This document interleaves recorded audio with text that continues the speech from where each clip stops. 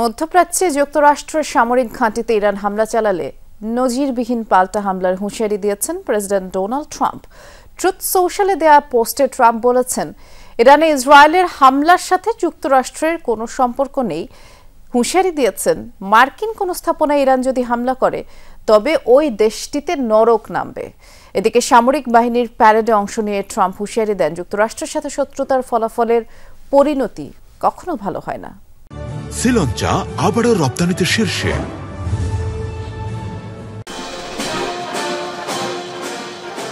মধ্যপ্রাচ্যে যখন বাজছে যুদ্ধের দামামা, সে সময় যুক্তরাষ্ট্রে চলছে মহোৎসব।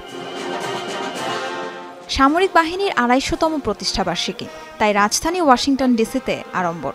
১৪ জুন প্রেসিডেন্ট ডোনাল্ড ট্রাম্পেরও ৭৯তম জন্মদিন, তাই অন্যান্য বছরের তুলনায় সামরিক বাহিনীর প্রতিষ্ঠাবার্ষিকীতে একটু বেশি জাঁকজমক।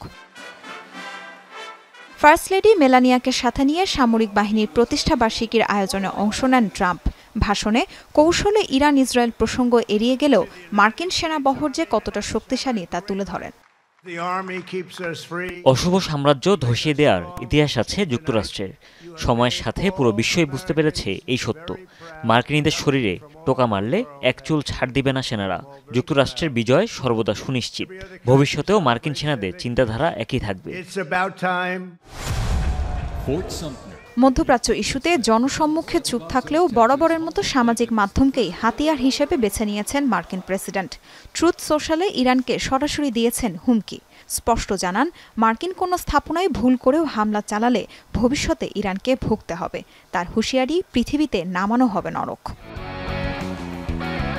সাফাই গান, ইরান ইসরায়েল সংঘাতে নেই যুক্তরাষ্ট্রের কোনো ভূমিকা। তার দাবি, সহজেই বিবদমান রাষ্ট্রগুলোর মধ্যে করতে পারেন সমঝোতাও। তাসরিয়ান সোবহান, যমুনা নিউজ।